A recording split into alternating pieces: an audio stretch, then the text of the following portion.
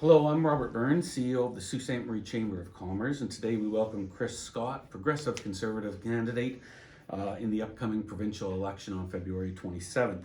To start with, I want to acknowledge that we're holding these interviews on the traditional, territorial, and ancestral lands of the Ojibwe people from the Garden River and Batchewana First Nations. And to the Anishinaabeg people, this sacred and spiritual place has been known since time immemorial as Bwadding. And we wish to honor the Anishinaabeg and Métis on this part of Turtle Island as we recognize their homelands in the spirit of partnership and reconciliation. Before we begin, just a few housekeeping items. All candidates listed on the ballot that we could get in touch with were invited to participate in these interviews. Each candidate that joins us are asked the same set of questions in the same order. Candidates have up to 3 minutes to answer the questions, at which point I'll just jump in there, thank them for their response, and move on to the next question. After all the questions have been posed, each candidate will be given a chance to give some closing remarks under the same 3-minute time allotment. And once we've completed all of the interviews, we will be uploading them individually to our YouTube channel and making them available to our membership and the public. So, hello Chris, thanks for joining us, I appreciate it. Hey, not a problem. Why don't you take a couple of minutes just to tell us who you are and why you decided to run in this election? Yeah, no, thanks a lot for that, and thanks for having me. I also really appreciate you inviting me to come and speak. I think there's been a couple times in this campaign where people have labeled things all candidates meetings without actually being able to invite all candidates. So I'm really excited to come out and actually speak. You're a progressive conservative candidate in this election, and I think it's important that we sit down with stakeholders like the Chamber of Commerce and exchange ideas and get our ideas out there. So really excited to hop into it and have a good discussion here today. So yeah. Well, great. Thank you very much. Well, we'll hop right into it then. The first question is, how do you plan to collaborate with city officials and community partners to create jobs, foster innovation, drive growth, attract trade and investment, those type of things in the city? Yeah, no, thanks a lot for that question. I think it's really important. It's a good contrast from maybe some other people on the ballot. I want to be crystal clear. Government doesn't create jobs, right? City bureaucrats don't create jobs. But we do create the environment for entrepreneurs and commerce to do all of the things that you just mentioned. And so I think the focus that I have on this election is reinforcing those partnerships with the city officials and with the provincial government to foster the environment for our job creators to create jobs.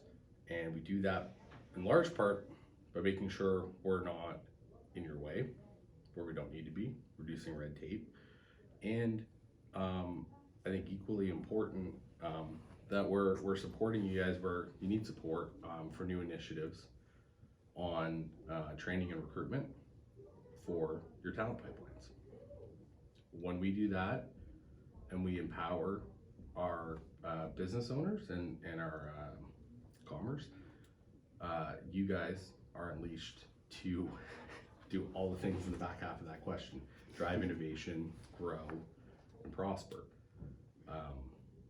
When we don't do that, when we decide we want to be overly burdensome, get in your way, turn entrepreneurs into paper filers, then we're tying your hands behind your back, and that's absolutely not what we want to do. Not what I want to see happen. I want to see the opposite happen. So Okay, excellent. Now, what is your party's platform on healthcare accessibility and quality medical services, and how will your plan specifically address the healthcare needs in Sault Ste. Marie? thank you. It's a good question. It's a question I hear a lot at the doors.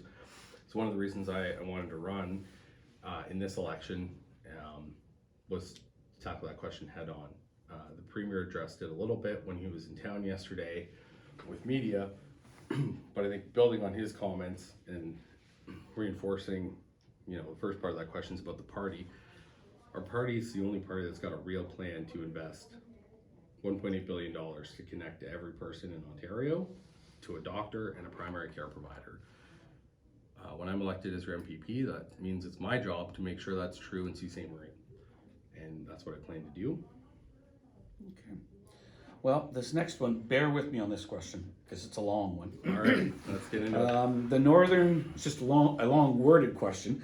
The northern chambers, there's a lot of chambers in the north, but the 5 larger ones, Sault Ste. Marie, Sudbury, Timmins, North Bay, and Thunder Bay, supported by the Ontario Chamber of Commerce and municipalities across northern Ontario and rural Ontario, have called for an immediate set aside of 3,000 spots for northern communities within the Ontario Immigrant Nominee Program.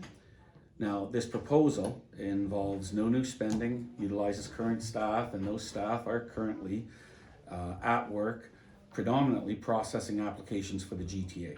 If elected, will you support this change to guarantee a portion of these spots for rural and northern Ontario? You're right, that was a long question for sure. I think on its face value, I definitely 100% support a targeted set aside for Ontario nominee immigrant program folks for northern and rural ridings. Is important, it's unique, and I think it's currently a tool in our toolkit that needs to be better leveraged and better massaged to fit the needs, the unique needs of northern and rural Ontario. Would, again, you know, if I'm lucky enough to be elected as MPP, I would actually ask that we sit down immediately or sooner to understand the back half of that a little bit better, because I worry, just at face value, without understanding that proposal a little bit better, about working inside the current parameters. I understand, you know, no new spending is sometimes a good thing, but if we're going to do a targeted set aside for northern and rural, I would like to better understand and work with you guys to make sure we're hitting the mark and we're not just getting, you know, leftovers from Toronto, right? If we're going to focus on the proposal as it's framed, I just want to make sure we're doing the best we can to get the right talent and the right people we need up here, and not just more status quo and excuses out of the existing framework. I'd like to really make sure we're making Toronto work for us on that one. Excellent. Okay. How will you ensure small businesses have fair access to funding, particularly for growth, expansion, possibly even purchasing commercial properties? Yeah, no, I think building on the answer to the first question, I think we've got a lot of tools in the toolkit in several different ministries. I don't think there's a door I can't currently open at Queen's Park to ensure the supports and access to grants and funding for our small businesses are going to be made available when I'm your MPP.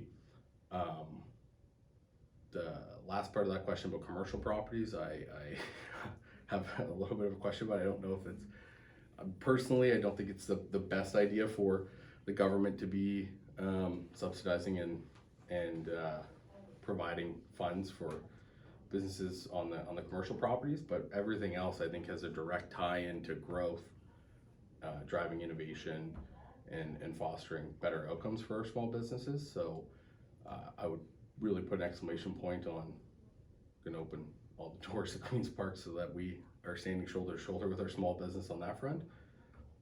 But I don't see a world where I'll ever be overly supportive of subsidizing commercial property acquisitions. Okay. Next question. What steps will you take to address the mental health and addiction crisis, particularly as it impacts the business community in the downtown tourism areas of Sault Ste. Marie? That's, after healthcare and tariffs in this election, that's the number one thing I'm hearing at people's doors. It's affecting the community beyond just the downtown businesses. You know, the first day of the campaign, I was over in the Reed Street, Elmwood area, residential area, and I was talking to a grandpa who was playing road hockey with his grandkids, telling me about how 3 times this year, right off the front porch, his grandson's bike has been stolen, right? I've heard from downtown businesses the impact it's had. Just yesterday, I was over on Colston Avenue talking to you, again, residential area, and I'm gentleman was telling me about his neighbor being robbed at knife point a couple months ago. So I think the solution is, from my perspective, two-pronged. Number one, on the mental health and addiction side of things, everybody who wants their life back will have access to care. That's what the investments for the Heart Hub and previous investments made are all about. And the Heart Hub plugs in to the existing community supports and adds onto the pipeline for care, so that there's community housing and employment opportunities at the later stages, so that it's not, a carousel of just relapse and we're failing on the later stages. For people that don't want their lives back and are terrorizing our downtown and our businesses and our communities, we're building more jails, we're providing supports for our police, we're appointing more like-minded conservative judges, so that the problem's being addressed. Okay. Now, the question on everyone's mind now, how do you plan to address the ongoing tariff crisis, and will there be targeted support for industries and communities that are severely impacted by these challenges? Yeah, 100%. I think that was the question I was expecting you guys to ask right out of the gates, because that's the number one question I've had for the last, since the election was called, at everybody's door, on everybody's mind, is how are we going to deal with this? And what we've seen even in the short period of the election being called to today is a constant shifting of goalposts from that guy down south, right? I'm going to do this. Oh, I'm going to do that. Oh, it's going to start here. Oh, it's going to... Made sure when the Premier was here, he was crystal clear to every worker that we talked to at Algoma Steel, the media, and myself as well. What are we going to do? We're going to make sure every possible support, every tool in the tool belt is on display. That's what this mandate is about. It's about being able to provide all the necessary support so that we can weather the storm and come out of it stronger than we came in, so that nobody's losing their job. We're protecting workers and we're protecting businesses because it matters. It's important. We're not going back. Okay. Well, with the exception of tariffs, what do you identify as the two most critical issues facing our business community, and how does your party's platform, offer solutions to these challenges? Yeah, and I think in no particular order, the two things are red tape and access to talent. And I think we've been crystal clear. We've mandated once a year through legislation a red tape reduction bundle. What I plan to do is create a continuum with yourselves and other partners in the community, so that we're identifying the biggest pain points to run at, the most duplicative red tape nonsense, right?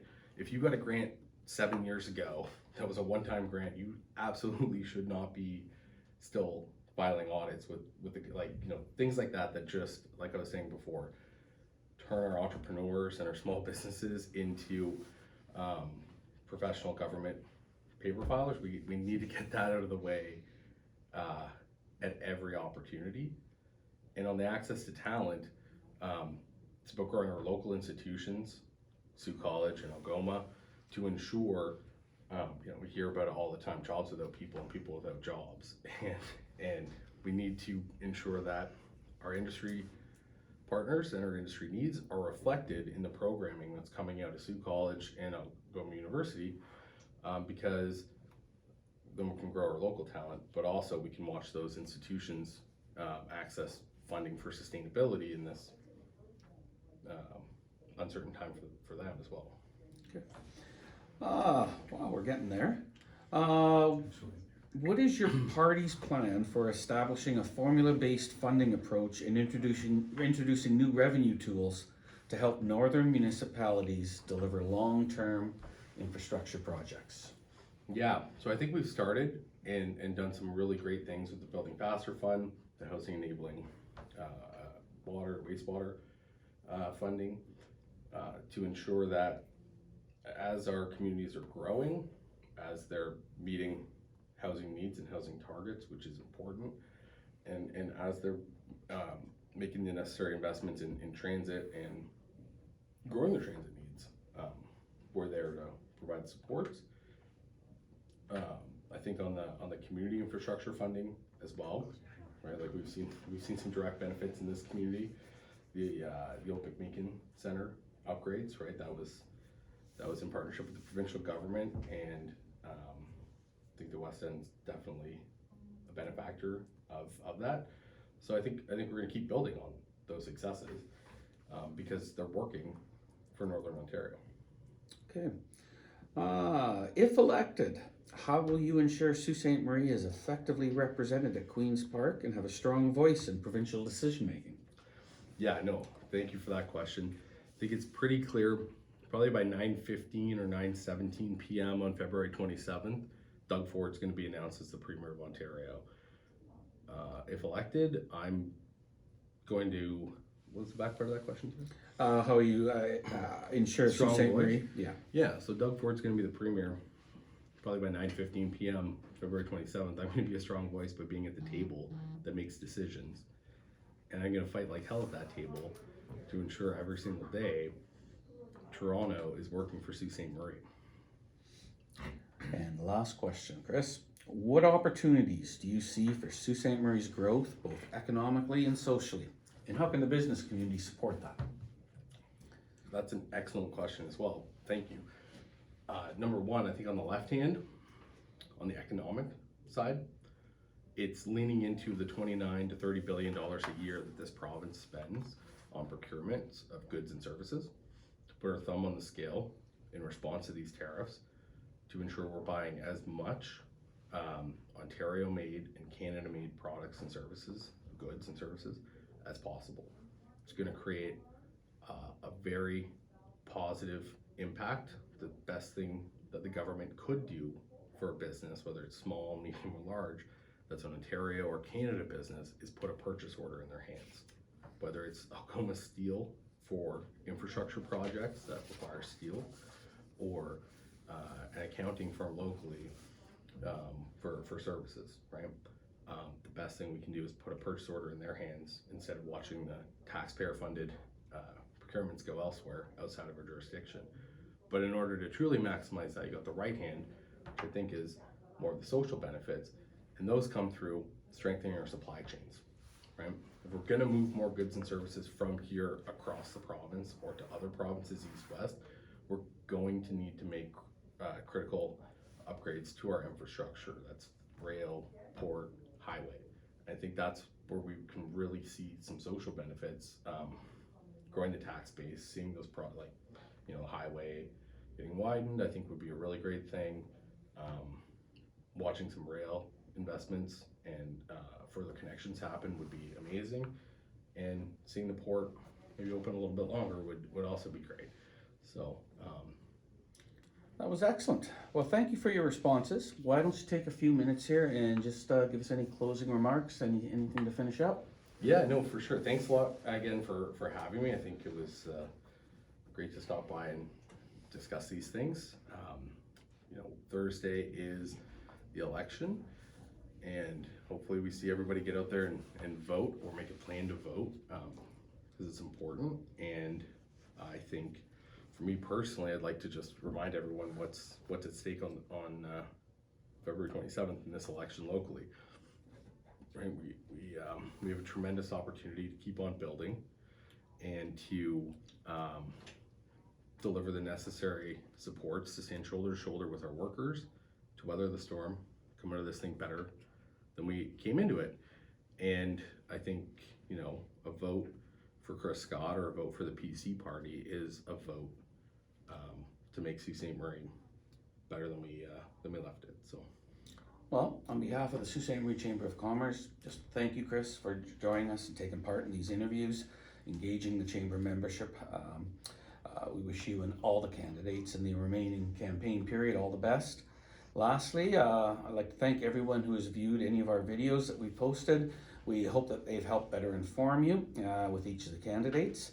Ontario faces some significant challenges right now and for the next few years, but the opportunities are there as well.